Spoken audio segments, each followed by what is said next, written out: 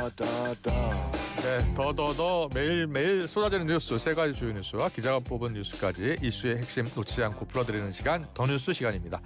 오늘은 일요신문 민웅기 기자와 함께하겠습니다. 어서 오세요. 안녕하세요. 일요신문 민웅기 기자입니다. 네, 오늘 첫 번째 더 뉴스는 뭡니까? 네, 첫 번째 뉴스는 검은 화요일에 이어 공포의 수요일, 코스피 급락 5천선 위태입니다. 네, 어제 코스피 지수가 12% 넘게 급락했어요. 네, 맞습니다. 제가 저번 주 이 자리에서 코스피가 꿈의 지수라 불리던 5,000피를 넘어서 불과 한 달여 만에 6,000선을 돌파했다고 소개했었는데요. 그 수치가 추락하기까지는 불과 이틀밖에 걸리지 않았습니다. 그러니까요. 미국과 이란 전쟁의 여파가 이틀째 한국 증시를 강타하고 있는데 코스피가 어제는 전장보다 무려 12.06%, 지수로는 698.37포인트 폭락한 5,093.54의 장을 마감했습니다. 네.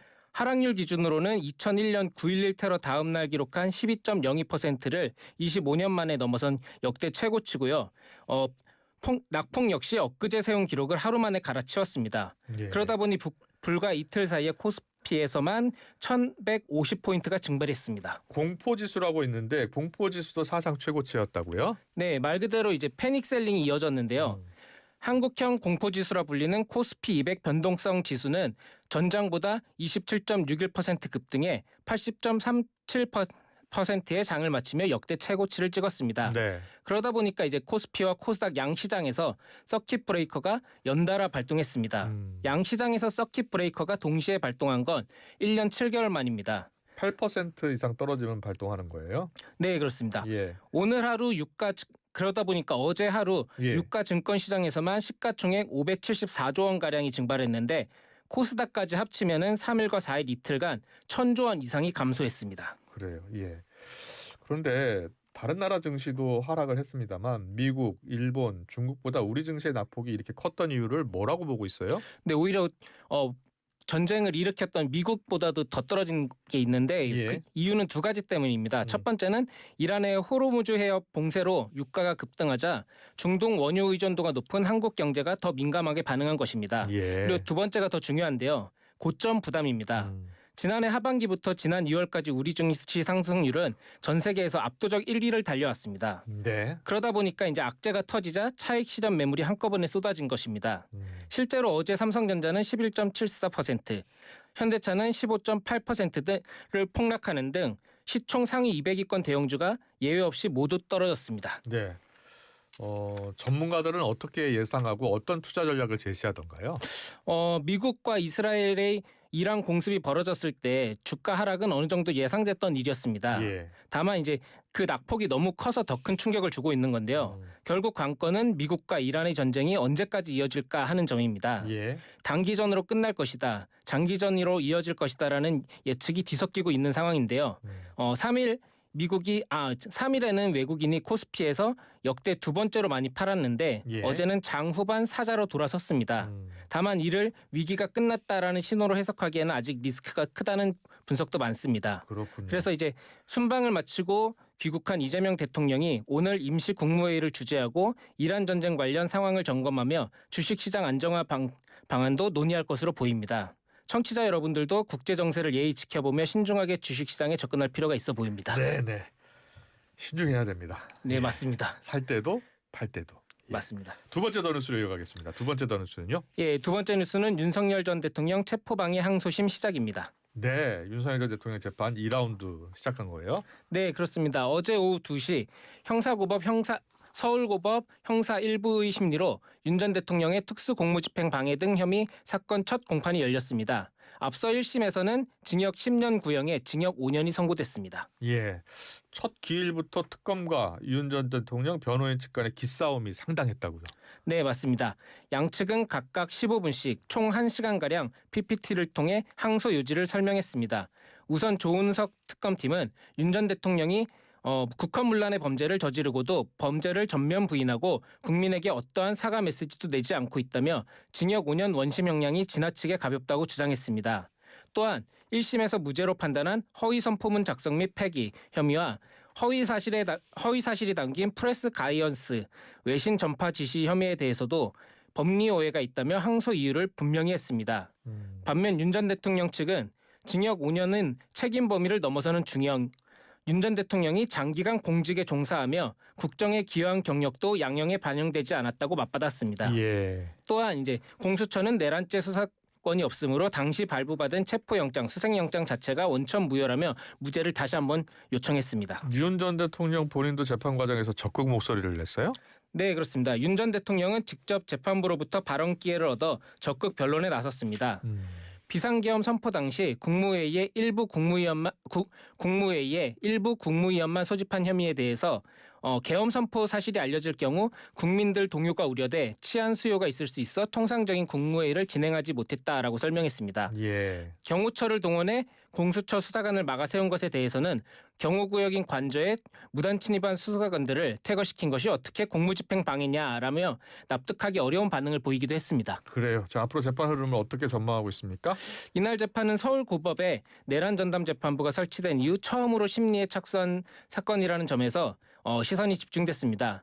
재판부 역시 사안의 중대성을 고려해 재판 전 과정을 영상으로 녹화해 일반에 공개하기로 결정했습니다. 예. 이번 사건 외에도 1심에서 무기징역이 선고된 내란 우두머리 혐의 재판도 어제 또 다른 내란 전담 재판부인 형사 12-1부에 배당됐습니다.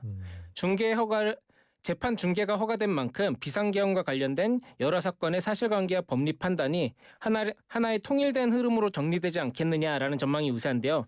따라서 이 재판이 선제적으로 가름말을 잘 타주는 것이 중요해 보입니다. 예. 세 번째 더 뉴스 이어가겠습니다. 세 번째 살펴볼 소식은요. 네, 세 번째 뉴스는 민주당 등 범여권 조희대 대법원장 탄핵 공청회 열었다입니다. 조희대 대법원장 탄핵해야 한다는 목소리가 나왔나 보죠? 네, 그렇습니다.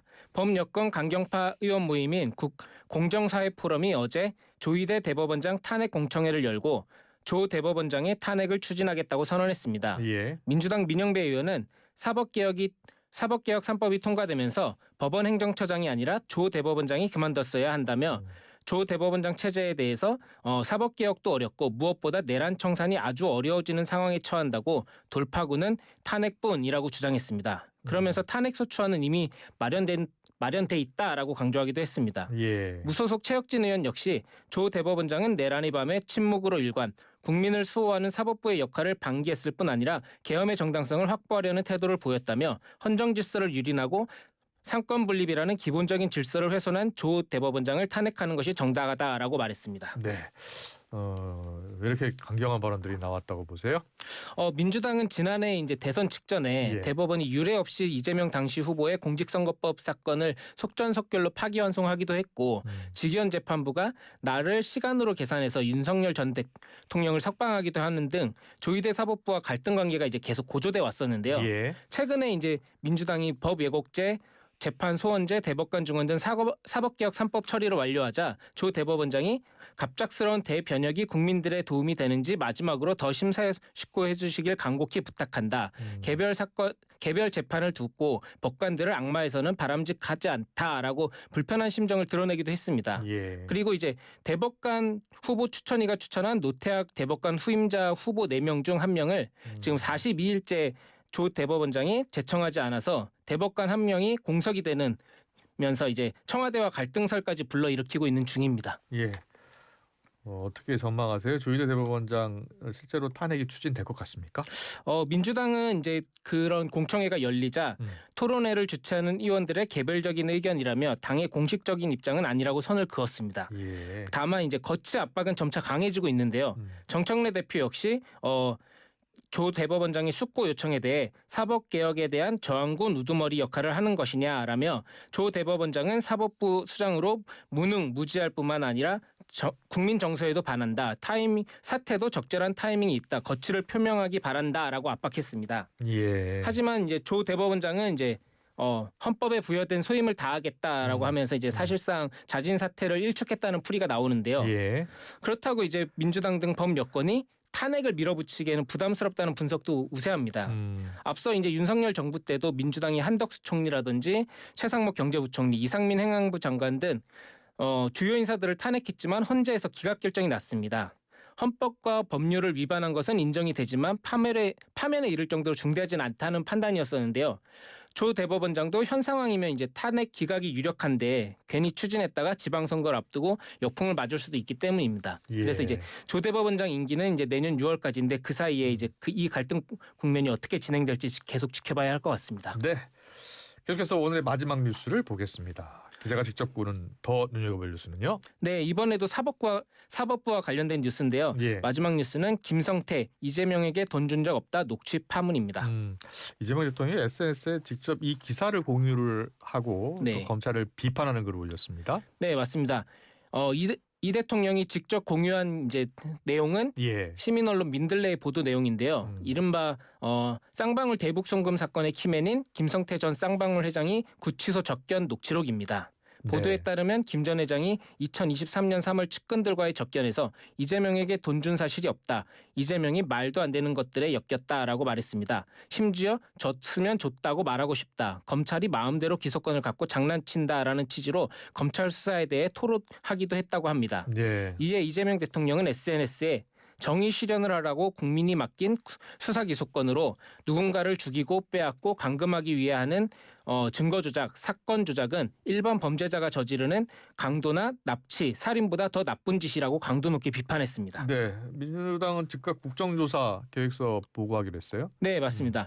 민주당은 정치검찰이 기획한 사기극의 실체가 드러났다며 파상 공세를 펼쳤습니다. 예. 국정조사 추진위는 명백한 조작 기소라며 검찰은 이재명 대통령에 대한 공소를 즉시 취소하라고 촉구했습니다. 이어 오는 12일 국정조사 요청서를 접수하고 4월 안에 국정조사를 마무리하겠다는 구체적인 로드맵까지 제시했습니다. 네, 알겠습니다. 잘 들었습니다. 더 뉴스 일요신문의 민웅기 기자와 함께했습니다. 고맙습니다. 감사합니다.